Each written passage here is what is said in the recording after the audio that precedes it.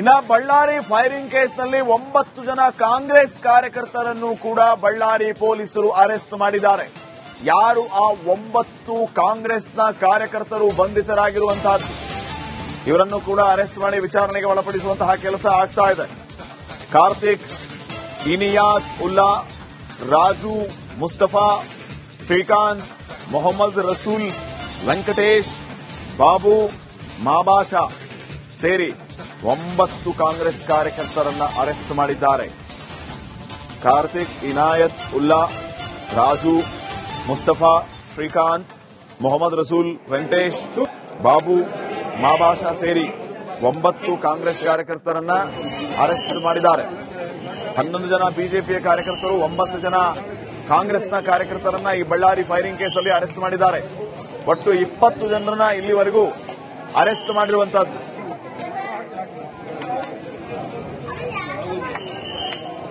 ಈ ಬಗ್ಗೆ ಇನ್ನಷ್ಟು ಮಾಹಿತಿಯನ್ನ ನೀಡ್ತಾರೆ ಪ್ರತಿನಿಧಿ ಸುರೇಶ್. ಈಗ ನೇರ ಸಂಪರ್ಕದಲ್ಲಿ ಜಾಯ್ನ್ ಆಗಿದ್ದಾರೆ. ಸುರೇಶ್, ನೋಡಿ, ಗಲಾಟೆ ಮಾಡಿದವರು ಯಾರು, ಗಲಾಟೆ ಮಾಡಿಸಿದ್ದು ಯಾರು, ಯಾರ ಮಾತನ್ನ ಕೇಳಿ ಇಲ್ಲಿರೋರೆಲ್ಲ ಗಲಾಟೆ ಮಾಡಿದ್ರು? ಕಾರ್ಯಕರ್ತರೇ ಅರೆಸ್ಟ್ ಆದ್ರು. 11 ಜನ ಬಿಜೆಪಿ ಕಾರ್ಯಕರ್ತರು ಅರೆಸ್ಟ್ ಆದ್ರು, 9 ಜನ ಕಾಂಗ್ರೆಸ್ನ ಕಾರ್ಯಕರ್ತರು ಅರೆಸ್ಟ್ ಆದ್ರು. ಆದ್ರೆ ರಾಜಕೀಯ ನಾಯಕರು ಮಾತ್ರ ಬೆಚ್ಚಗೆ ಮನೆಯಲ್ಲಿದ್ದಾರೆ, ಅವ್ರಿಗೇನು ತೊಂದರೆ ಆಗಿಲ್ಲ. ಇದನ್ನ ಕಾರ್ಯಕರ್ತರು ಅರ್ಥ ಮಾಡ್ಕೋಬೇಕು. ಅಣ್ಣ ಅಣ್ಣ ಅಂತ ಹೇಳಿ ಅವ್ರ ಹೆಸರಲ್ಲಿ ಹೊಡೆದಾಡೋದು, ಆಮೇಲೆ ಜೈಲಿಗೆ ಹೋಗಿ ಇವ್ರು ಕುತ್ಕೊಳ್ಳೋದು. ಏನೇನು ಅಪ್ಡೇಟ್ಸ್ ಕೊಡ್ತೀರಿ?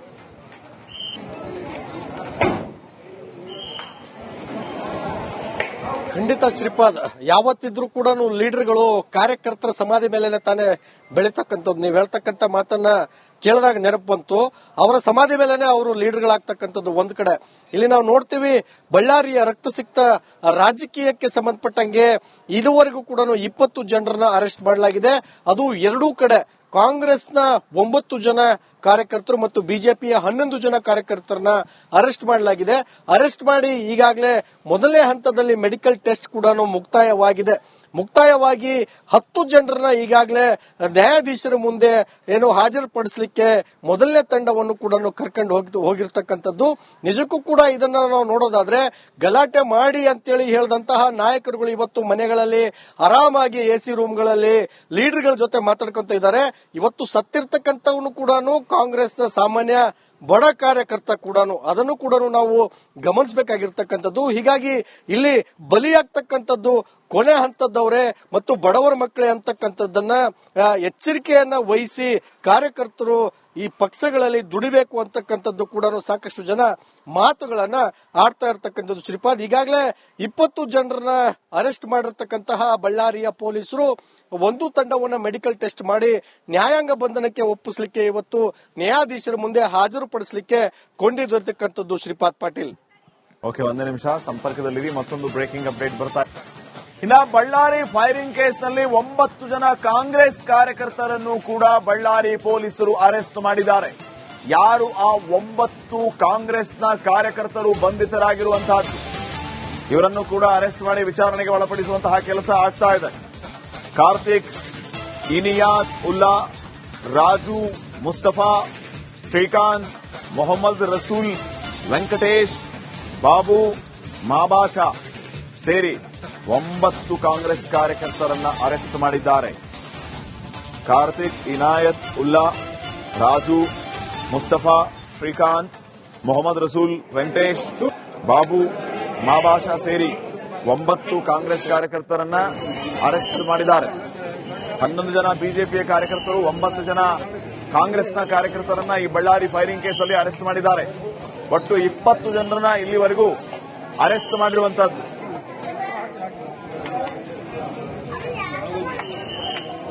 ಈ ಬಗ್ಗೆ ಇನ್ನಷ್ಟು ಮಾಹಿತಿಯನ್ನ ನೀಡ್ತಾರೆ ಪ್ರತಿನಿಧಿ ಸುರೇಶ್. ಈಗ ನೇರ ಸಂಪರ್ಕದಲ್ಲಿ ಜಾಯ್ನ್ ಆಗಿದ್ದಾರೆ. ಸುರೇಶ್, ನೋಡಿ, ಗಲಾಟೆ ಮಾಡಿದವರು ಯಾರು, ಗಲಾಟೆ ಮಾಡಿಸಿದ್ದು ಯಾರು, ಯಾರ ಮಾತನ್ನ ಕೇಳಿ ಇಲ್ಲಿರೋರೆಲ್ಲ ಗಲಾಟೆ ಮಾಡಿದ್ರು? ಕಾರ್ಯಕರ್ತರೇ ಅರೆಸ್ಟ್ ಆದ್ರು. 11 ಜನ ಬಿಜೆಪಿ ಕಾರ್ಯಕರ್ತರು ಅರೆಸ್ಟ್ ಆದ್ರು, 9 ಜನ ಕಾಂಗ್ರೆಸ್ನ ಕಾರ್ಯಕರ್ತರು ಅರೆಸ್ಟ್ ಆದ್ರು. ಆದ್ರೆ ರಾಜಕೀಯ ನಾಯಕರು ಮಾತ್ರ ಬೆಚ್ಚಗೆ ಮನೆಯಲ್ಲಿದ್ದಾರೆ, ಅವ್ರಿಗೇನು ತೊಂದರೆ ಆಗಿಲ್ಲ. ಇದನ್ನ ಕಾರ್ಯಕರ್ತರು ಅರ್ಥ ಮಾಡ್ಕೋಬೇಕು. ಅಣ್ಣ ಅಣ್ಣ ಅಂತ ಹೇಳಿ ಅವ್ರ ಹೆಸರಲ್ಲಿ ಹೊಡೆದಾಡೋದು, ಆಮೇಲೆ ಜೈಲಿಗೆ ಹೋಗಿ ಇವ್ರು ಕುತ್ಕೊಳ್ಳೋದು. ಏನೇನು ಅಪ್ಡೇಟ್ಸ್ ಕೊಡ್ತೀರಿ?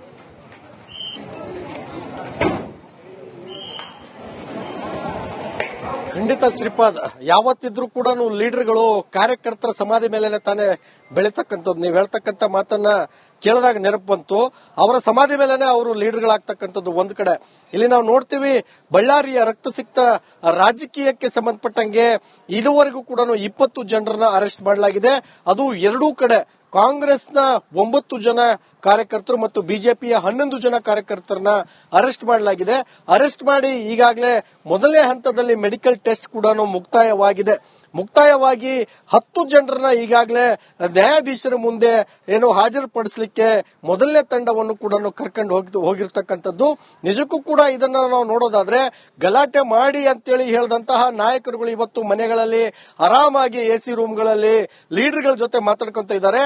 ಇವತ್ತು ಸತ್ತಿರ್ತಕ್ಕಂಥವನು ಕೂಡ ಕಾಂಗ್ರೆಸ್ನ ಸಾಮಾನ್ಯ ಬಡ ಕಾರ್ಯಕರ್ತ ಕೂಡ, ಅದನ್ನು ಕೂಡ ನಾವು ಗಮನಿಸಬೇಕಾಗಿರ್ತಕ್ಕಂಥದ್ದು. ಹೀಗಾಗಿ ಇಲ್ಲಿ ಬಲಿಯಾಗ್ತಕ್ಕಂಥದ್ದು ಕೊನೆ ಹಂತದವರೇ ಮತ್ತು ಬಡವರ ಮಕ್ಕಳೇ ಅಂತಕ್ಕಂಥದ್ದನ್ನ ಎಚ್ಚರಿಕೆಯನ್ನ ವಹಿಸಿ ಕಾರ್ಯಕರ್ತರು ಈ ಪಕ್ಷಗಳಲ್ಲಿ ದುಡಿಬೇಕು ಅಂತಕ್ಕಂಥದ್ದು ಕೂಡ ಸಾಕಷ್ಟು ಜನ ಮಾತುಗಳನ್ನ ಆಡ್ತಾ ಇರ್ತಕ್ಕಂಥದ್ದು. ಶ್ರೀಪಾದ್, ಈಗಾಗಲೇ 20 ಜನರನ್ನ ಅರೆಸ್ಟ್ ಮಾಡಿರ್ತಕ್ಕಂತಹ ಬಳ್ಳಾರಿಯ ಪೊಲೀಸರು ಒಂದು ತಂಡವನ್ನ ಮೆಡಿಕಲ್ ಟೆಸ್ಟ್ ಮಾಡಿ ನ್ಯಾಯಾಂಗ ಬಂಧನಕ್ಕೆ ಒಪ್ಪಿಸಲಿಕ್ಕೆ ಇವತ್ತು ನ್ಯಾಯಾಧೀಶರ ಮುಂದೆ ಹಾಜರುಪಡಿಸಲಿಕ್ಕೆ ಕೊಂಡಿದ್ದಿರ್ತಕ್ಕಂಥದ್ದು. ಶ್ರೀಪಾದ್ ಪಾಟೀಲ್, ಓಕೆ, ಒಂದೇ ನಿಮಿಷ ಸಂಪರ್ಕದಲ್ಲಿರಿ, ಮತ್ತೊಂದು ಬ್ರೇಕಿಂಗ್ ಅಪ್ಡೇಟ್ ಬರ್ತಾ ಇದೆ. ಇನ್ನ ಬಳ್ಳಾರಿ ಫೈರಿಂಗ್ ಕೇಸ್ನಲ್ಲಿ 9 ಜನ ಕಾಂಗ್ರೆಸ್ ಕಾರ್ಯಕರ್ತರನ್ನು ಕೂಡ ಬಳ್ಳಾರಿ ಪೊಲೀಸರು ಅರೆಸ್ಟ್ ಮಾಡಿದ್ದಾರೆ. ಯಾರು ಆ 9 ಕಾಂಗ್ರೆಸ್ನ ಕಾರ್ಯಕರ್ತರು ಬಂಧಿತರಾಗಿರುವಂತಹದ್ದು, ಇವರನ್ನು ಕೂಡ ಅರೆಸ್ಟ್ ಮಾಡಿ ವಿಚಾರಣೆಗೆ ಒಳಪಡಿಸುವಂತಹ ಕೆಲಸ ಆಗ್ತಾ ಇದೆ. ಕಾರ್ತಿಕ್, ಇನಿಯಾತ್ ಉಲ್ಲಾ, ರಾಜು, ಮುಸ್ತಫಾ, ಶ್ರೀಕಾಂತ್, ಮೊಹಮ್ಮದ್ ರಸೂಲ್, ವೆಂಕಟೇಶ್, ಬಾಬು, ಮಾಬಾಷಾ ಸೇರಿ 9 ಕಾಂಗ್ರೆಸ್ ಕಾರ್ಯಕರ್ತರನ್ನ ಅರೆಸ್ಟ್ ಮಾಡಿದ್ದಾರೆ. ಕಾರ್ತಿಕ್, ಇನಾಯತ್ ಉಲ್ಲಾ, ರಾಜು, ಮುಸ್ತಫಾ, ಶ್ರೀಕಾಂತ್, ಮೊಹಮ್ಮದ್ ರಸೂಲ್, ವೆಂಕಟೇಶ್, ಬಾಬು, ಮಾಬಾಷಾ ಸೇರಿ 9 ಕಾಂಗ್ರೆಸ್ ಕಾರ್ಯಕರ್ತರನ್ನ ಅರೆಸ್ಟ್ ಮಾಡಿದ್ದಾರೆ. 11 ಜನ ಬಿಜೆಪಿಯ ಕಾರ್ಯಕರ್ತರು, 9 ಜನ ಕಾಂಗ್ರೆಸ್ನ ಕಾರ್ಯಕರ್ತರನ್ನ ಈ ಬಳ್ಳಾರಿ ಫೈರಿಂಗ್ ಕೇಸಲ್ಲಿ ಅರೆಸ್ಟ್ ಮಾಡಿದ್ದಾರೆ. ಒಟ್ಟು 20 ಜನರನ್ನ ಇಲ್ಲಿವರೆಗೂ ಅರೆಸ್ಟ್ ಮಾಡಿರುವಂತಹದ್ದು.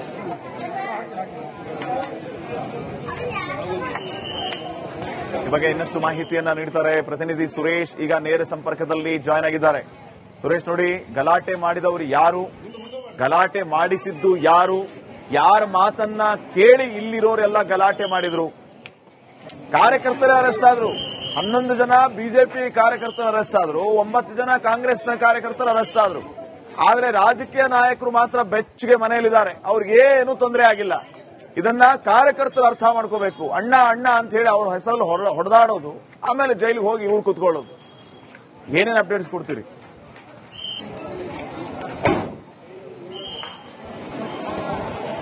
ಖಂಡಿತ ಶ್ರೀಪಾದ್,